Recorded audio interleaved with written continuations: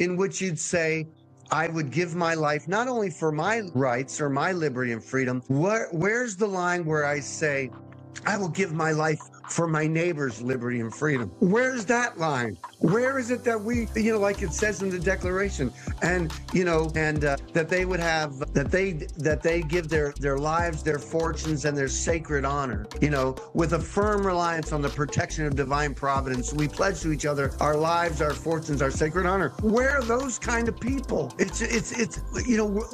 We're in a place of moral depravity. Where is it that you would say to your children, this is worth dying for? Your life, your liberty, your pursuit of happiness. It's not about I can do whatever I want. That's not a morality. Your own self-restraint, your own self-government is what makes the other people's lives a blessing.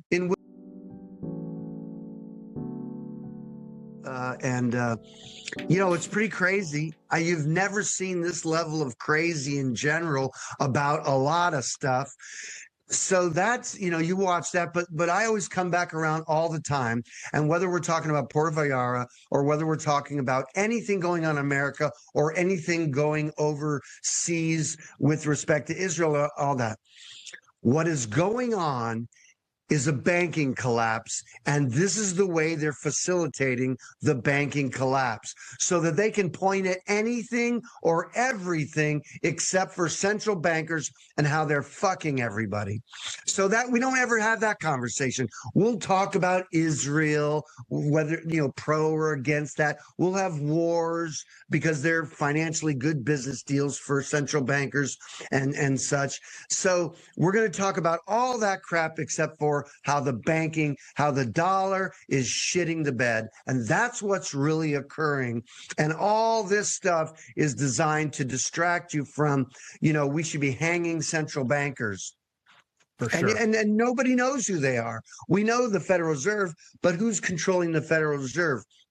People aren't looking at those families that knew this was coming. Listen, I've been waiting for the banks to collapse since the 80s and since, long before quantitative easing, whatever the frick that is. So all that horse crap is really what's going on. And anything that we see going on is mere distraction. And the other thing I think that's most important really is the harm to children and all of that Epstein class. That is also being, you're looking away from that because that's real people actually being harmed and stuff. And there should be plenty of people, sent up to the gallows for the crap they're doing.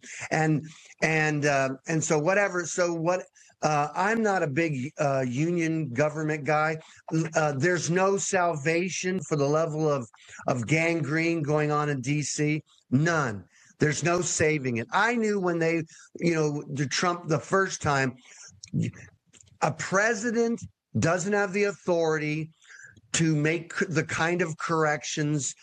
And even I don't even like to talk about corrections in D.C. There's no correcting the level of financial bullshit that's going on in D.C. There's no correcting it.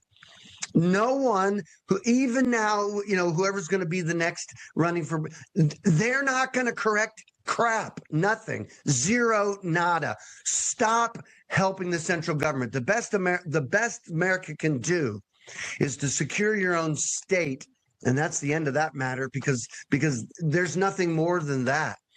And so the central government, the union government, it's done. So, and of course, that's all tied to money in the central banks and also the level of corruption. I always say if corruption was gangrene in the body of the central government, how healthy is it? Yeah, we're in real trouble. It's just bad. So that's what's going on. So this is what a banking collapse looks like in 2026. Yeah, it's undeniable. It's been a house of cards. It's funny, when I wrote that book, The Controlled Demolition of the American Empire with Berwick, it came out of a conversation that he and I had where he said, it's all coming down. And I go, elaborate, like, what are we talking about specifically? He said, the banking system is a house of cards. I said, oh, well, yeah, of course. But that stuck with me when he said it's all coming down. I was thinking like a controlled demolition, and so we see this with the money supply. And look, you've been You've been fighting the federal government for how long? 30 years? 40 years? I mean, how long have you been doing it? This has been your calling. I don't fight it at all. So no, this is the work I do. Is not a fight. And listen, people have videos. There's a popular video with Jeff, and I talked to Jeff about this, where it's tax rebellion. I am not doing any tax rebellion. This is not tax rebellion. It's an administrative process where you're just declaring the truth in what you're already filling out paperwork. It's bad paperwork. You don't know what you're filling out, and you don't understand the terms that are in the tax code. And so consequently, people are ignorantly doing things traditionally, and they have no idea what they're doing. So this is not, and again, listen, when we're shooting people, like my son, when we're homeschooling him, and he understands American history and all that, his sentiment to me was, Dad, when are we going to begin shooting people? I mean, it's a reasonable. Look, if you read history, if you read the founding fathers, the level of tyranny that they were saying, not on our watch, not going to happen. We're separate from you, Great Britain, and the king, and we're just going to declare our separation. That's a pretty peaceful. We're walking away.